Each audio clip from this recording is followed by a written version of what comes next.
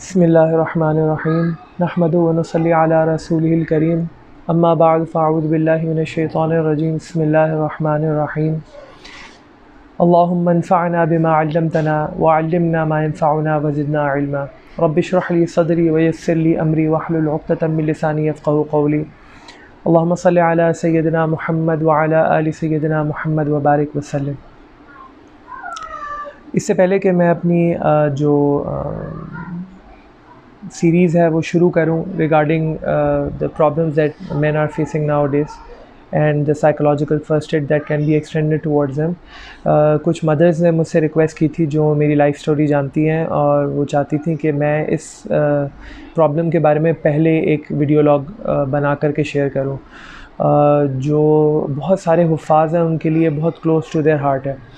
और हमारे यहाँ अल्हम्दुलिल्लाह अब एक ट्रेंड हो चुका है कि बहुत सारे लोग हैं जो कि अपने बच्चों को हिफ्ज़ करा रहे हैं और बहुत सारे लोग शौक़ से भी हिफ्ज़ कर रहे हैं। मैं इस वीडियो को डायरेक्टली एड्रेस कर रहा हूँ उन हुफ़ाज़ के नाम जो किसी न किसी वजह से कुरान मजीद उनसे भुला दिया गया है, मतलब ये कि उससे दूर हो गए और इस वजह से वो मुख्तलिफ़ परेशानियों का शिकार हैं और वो अपना हिफ्ज़ रीगेन करना चाह रहे हैं। तो citing from my own personal example I can tell them that this is very much possible और सिर्फ थोड़ा सा मेहनत करनी है, थोड़ा सा स्ट्रगल करना है और अल्लाह के हुक्म से ये मंजिल भी आसान हो जाएगी और इंशाअल्लाह ताला आप लोग बहुत जल्द जो है वो अपना तरावी सुना रहे होंगे। दरवाज़ा बंद कर दें। तो मैं स्टार्ट इससे करूँगा कि जो लोग मुझे जानते हैं उन्हें पता है कि मैंने जब हिफ्ज़ अपना ख़त्म किया जिस दिन मेरा पहला जुज़ ख़त्म हुआ था तो वो मेरा मदरसे का आखिरी दिन था। मैं गिरदान किए बग़ैर जो है वो मदरसा छोड़ के चला गया था बिकॉज़ मेरी फ़ैमिली में मैं वाहिद हाफ़िज़ था, मेरे ददियाल में कोई हाफ़िज़ नहीं था और जो जिस किस्म का कल्चरल क्लैश था तो ऐसा the less said the better कि ऐसा फ़ील होता था कि मैं कोई ऐसी चीज़ कर रहा हूँ जिसको मतलब बहुत ज़्यादा वैल्यू नहीं मिलती थी, ना ये समझा जाता था कि ये जो एक्टिविटी है ये बहुत ज़्यादा वर्थवाइल है। तो मेरे वालिदैन का शौक़ था जिसकी वजह से मैं हिफ्ज़ में आ गया, मगर ये कि ये कोई ऐसा जज्बा नहीं था कि जिसने मुझे मजबूर करता कि मैं इसको महफूज भी करूँ। बहरहाल ये मेरी बड़ी गलती थी, मैं बाहर निकल गया। I just wanted to get into a school as fast as possible और अल्हम्दुलिल्लाह वो मैंने अचीव कर लिया। लेकिन ये कि 13 साल मेरी उम्र थी और मैं बहुत खुश था कि मैं अल्हम्दुलिल्लाह कैम्ब्रिज सिस्टम में आ गया हूँ। 2 साल 2.5 साल बाद बुलूगत के बाद मेरा ये एक जब तरावी का सिलसिला शुरू हुआ तो मुझे अंदाज़ा हुआ कि मैंने बहुत बड़ी गलती की कि मैंने जो है वो अपनी मंजिल नहीं दोहराई और अब जब लोग तरावी के लिए बोलने लगे तो फिर मैं थोड़ा फ़िक्रमंद हुआ और यूँ हुआ कि पहले साल मैंने 15 सिपारे सुनाए और दूसरे साल 17 सिपारे सुनाए। अब मैं सुना रहा था तो मुझे ये फैमिली मेम्बर्स में क्योंकि हुफ़ाज़ नहीं थे तो वो ये सोचते थे कि ये भाई किस किस्म का हाफ़िज़ है, इसको पूरा कुरान मजीद याद नहीं है। अच्छा, उनको ये बैकग्राउंड पता नहीं था, उनको ये अंदाज़ा नहीं है कि गिरदान क्या चीज़ होती है और उनको ये अंदाज़ा नहीं था कि इस किस्म की जो ताना ज़नी है उससे कितना कॉन्फिडेंस चेक हो जाता है और सेल्फ़ डाउट क्रिएट हो जाता है। हुफ़ाज़ को बहुत अच्छे से मालूम है कि सेल्फ़ डाउट अगर क्रिएट हो जाए ना उसके बाद फिर मुसल्ले पे खड़ा होना बहुत मुश्किल होता है। आपके पीछे आपके फ़ैमिली मेम्बर्स होते हैं, आपके माँ बाप होते हैं और कोई गलती आए तो आप जो है वो बहुत कॉन्शियस हो जाते हैं उसकी वजह से। तो फिर उसके अगले साल ऐसा हुआ कि मैंने जो है ना वो नहीं सुनाया। मैं ज़िद पे आ गया, मुझे लगा कि ये बहुत ही कोई मतलब मैं क्यों इतनी मुश्किल परेशानी से गुज़रूँ और उसके बाद किसी किस्म की कोई रिवॉर्ड भी नहीं है किसी किस्म का, उल्टा ताने ही सुनने को मिल रहे हैं। तो this was a very low period of my life. अच्छा, इस दौरान जो है वो 9/11 हो गया और मुझे बहुत कुछ चीज़ों के बारे में सोचने का मौका मिला कि मैं जिन वैल्यूज़ के पीछे भाग रहा हूँ क्या वाकई उन चीज़ों के पीछे भागना ज़रूरी भी है या नहीं, और एकदम जब ज़िंदगी का दी एंड आता है तो वो कौन सी चीज़ें जो ज़्यादा वैल्यूबल हैं, कौन सी चीज़ें जो कि लेस वैल्यूबल हैं। डॉक्टर इस्रार अहमद को सुनने का मुझे मौका मिला और एक दफ़ा मैंने दौरा तर्जुमा कुरान जो है वो आयत बायत अल्हम्दुलिल्लाह ख़त्म कर लिया और एक काम की चीज़ मैं कर रहा था कि जब मैं वो दौरा तर्जुमा कुरान सुन रहा था तो उस दौरान मैं एक हाइलाइटर लेके बैठा था और वो तमाम कुरान की आयत जो अवामिर व नवाही से रिलेटेड थी, अहकामुल कुरान से रिलेटेड थी, जो उसके अलावा इंज़ार और तबशीर से रिलेटेड थी, मैं उन सबको हाईलाइट करता चला गया। अच्छा, जब मैं ये कर रहा था तो मुझे ऐसा महसूस हुआ कि यार हर रुकू में कोई ना कोई ऐसी आयत ज़रूर मौजूद है जिसमें कोई बड़ा सबक मौजूद है। तो ये एक्टिविटी पूरी हो गई। अब भी लेकिन वो हौसला नहीं बन रहा था कि मैं मुसल्ले पे खड़ा हूँ और मुसल्ले पे खड़ा होकर के सुना लूँ। तो फिर एक और मुझे मेरे मोहसिन ने मशवरा दिया। हमारे मस्जिद के इमाम साहब हैं, उस्मानिया मस्जिद बहुत मशहूर मस्जिद है। उन्होंने जो है वो कहा भाई कुरान मजीद तुम पढ़ना शुरू कर दो। मंजिल की उनकी तरतीब थी और जब तक अल्लाह ताला ने उनको हयाती दी उन्होंने मंजिल की तरतीब कायम रखी। कुरान मजीद 7 मनाजिल में जो है वो तकसीम शुदा और हर रोज़ एक मंजिल का उनका अहतमाम था। तो मैंने अल्लाह का नाम लेकर के कोशिश शुरू की और 3 दफ़ा मैंने कुरान मजीद जो है वो निकाला 21 दिन के अंदर अल्लाह के हुक्म से।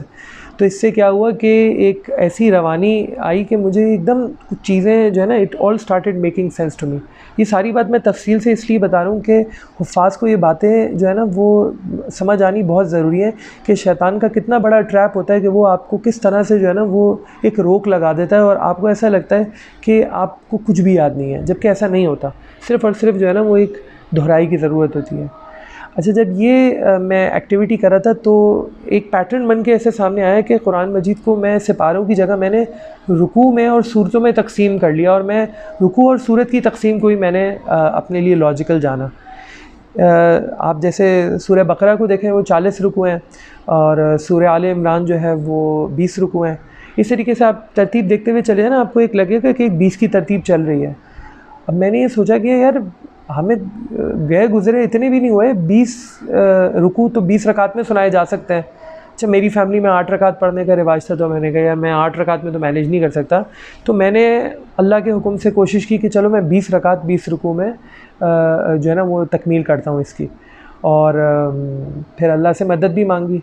अच्छा, मैं जो है वो पूरा दिन जो है वो कमरे में बंद हो जाता था और कमरे में बंद होकर के मैं जो है वो सुनाऊँ अपने आप को सुनाते जाऊँ उसके बाद फिर सामे को एक दफ़ा सुनाऊँ, उसके बाद फिर मैं खड़ा हो जाऊँ। तो अल्लाह की तरफ से मदद पहली दफ़ा ये आई कि चाँद जो है वो पहली तारीख़ को मुतवक्के नहीं हुआ, तो दूसरी तारीख़ जो था उसको हुआ, तो मुझे थोड़ा सा एक हेड स्टार्ट मिल गया। तो सूरह बकरा मैंने पूरी पहले दिन सुना दी। तो ये एक इतना बड़ा रिलीफ़ था मेरे लिए, इतना बड़ा मेरे लिए एक किस्म का कॉन्फिडेंस बूस्टर था कि उसके बाद फिर it all became relatively easier. ऐसा नहीं मैं कहूँगा कि it was easy, because in the middle कहीं कहीं था जहाँ पे मैं बहुत ज़्यादा परेशानी में भी था। और एक दिन ऐसा गुज़रा वाहिदा समय हो कि मैंने सिर्फ 10 रुकू सुनाए, यानी 20 रकात में 10 रुकू, और मैं इतना परेशान हो गया था कि मुझे लगा कि मेरे से नहीं हो सकेगा। लेकिन मेरे साथ मेरे असातिज़ा ने जो है वो मज़बूत ताल्लुक़ रखा हुआ था और उन्होंने मुझे हिम्मत दिलाई कि इंशाअल्लाह ताला हो जाएगा। तो इस तरह पहले साल जो मैंने अपना पूरा कुरान मजीद सुनाया तो 27वीं शब को जाके मैंने अपना कुरान मजीद ख़त्म किया। यही तरतीब रख के 20 रुकू रोज़ाना 20 रुकू रोज़ाना।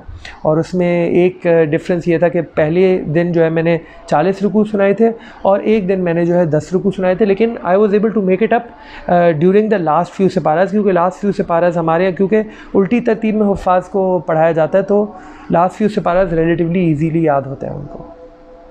तो उसके बाद फिर उसके अगले साल 25 रातों में सुनाया, फिर उसके अगले साल 21 रातों में, फिर मेरी 19 रातों की तरतीब बन गई। यहाँ तक कि अल्हम्दुलिल्लाह अब मैं जो सुनाता हूँ तो मैं 12 से 15 रातों में सुनाता हूँ। लेकिन मॉरल ऑफ़ द स्टोरी ये कि अल्हम्दुलिल्लाह इतना कॉन्फिडेंस बेहतर हो गया और इतना अच्छा याद हो गया कि एक टाइम ऐसा आया जब हमारी जो मस्जिद है उसमें जो इमाम साहब हैं हमारे मुफ्ती खालिद साहब, उनकी तबीयत थोड़ी नासाज हुई। तो आपस में मशवरा हुआ कि किसका अच्छा महफूज है और कौन जो है वो सुना सकता है इस तरह मुसल्ले पे, क्योंकि माशाल्लाह 2000 नमाजी होते हैं वहाँ रमज़ान में।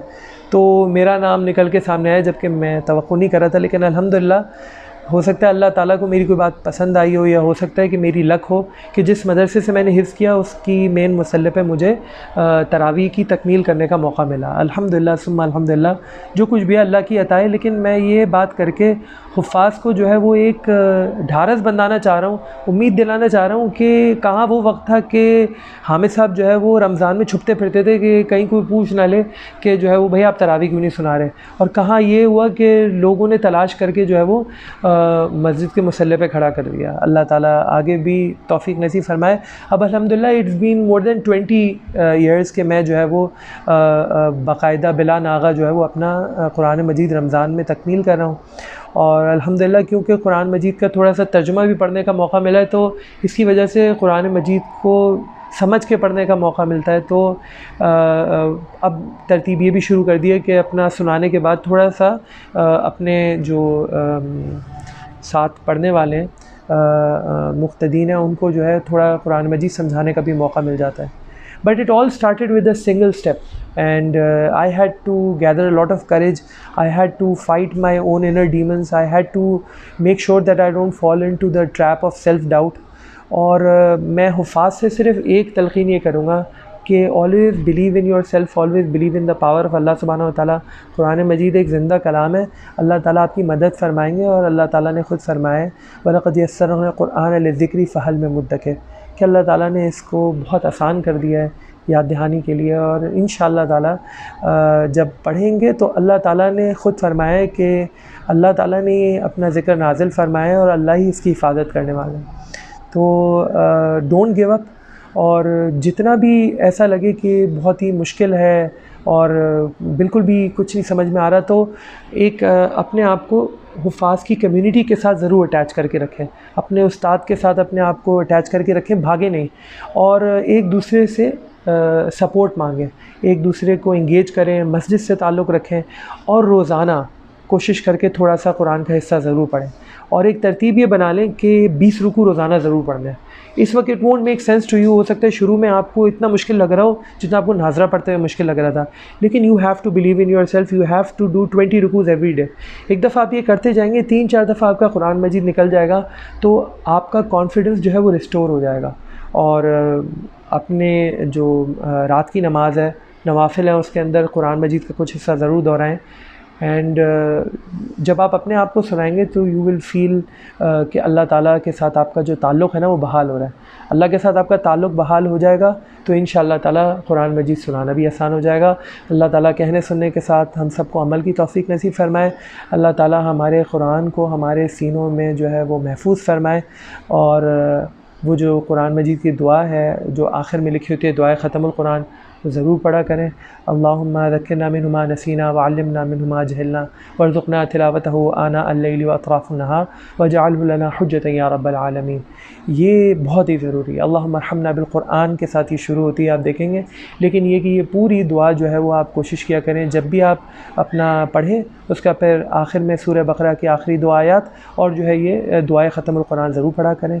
और मुझे भी अपनी दुआ में ज़रूर याद रखिएगा, और कोशिश कीजिएगा ये वीडियो तमाम ऐसे हुफ़ाज़ के साथ ज़रूर शेयर करें जो स्ट्रगल कर रहे हैं, हो सकता है उनके लिए ये फ़ायदे का सबब बन जाए। जज़ाकल्लाह खैर।